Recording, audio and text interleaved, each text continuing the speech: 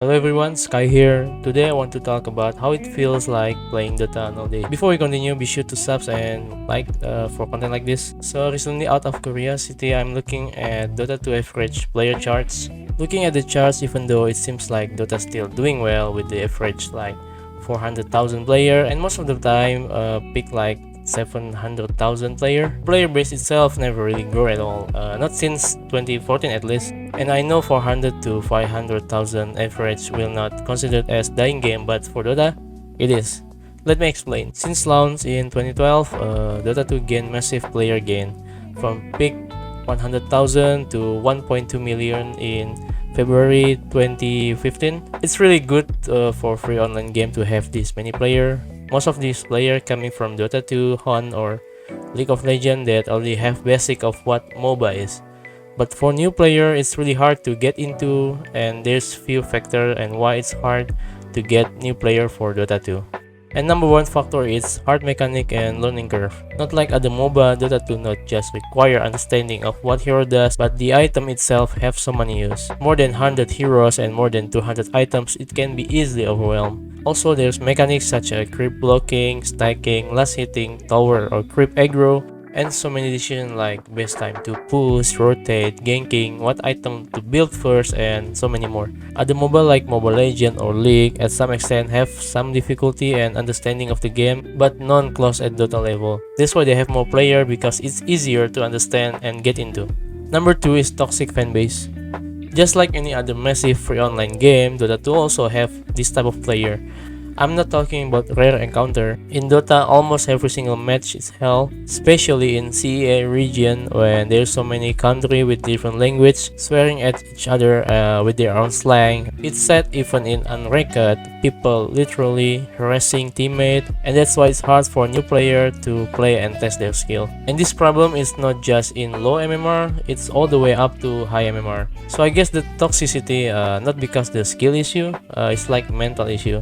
These two reasons are the top factor, other than that, well, not likely. Also, there used to be role issue when people not cooperate just to pick whatever they want, but luckily few years ago have been fixed with role queue and being support not as hard as it used to, thank god. There are also people complaining about being stuck at their MMR, but for me this problem almost non-exists, and most of the complaint is from low MMR. I admit sometimes there are smurfs, but most of the time I feel like it's their decision, and I watch game lib where people submit their gameplay and it says their teammate fault, they lose, but when it gets reviewed and it shows, some of the mistake is their gameplay and most likely their fault. You could argue you get so many kills and your teammate sucks and from being like say 4-11, but in the end of the day, Dota 2 is team game rather than scream or being toxic. It's better to give in or at least being reasonable.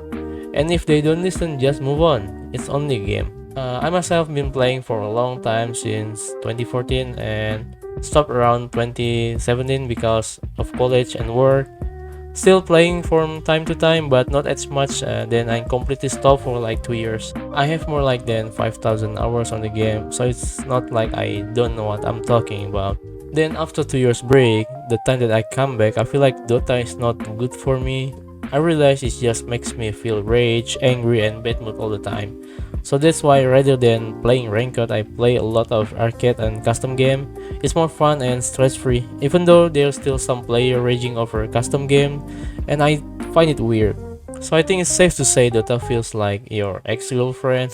You keep coming back to her and get your heart broken again. But if you just trying to have fun and be friends, you can enjoy your time and each other company. I think that's it for me and how I feel about Dota in general. Is Dota dying? I don't think so.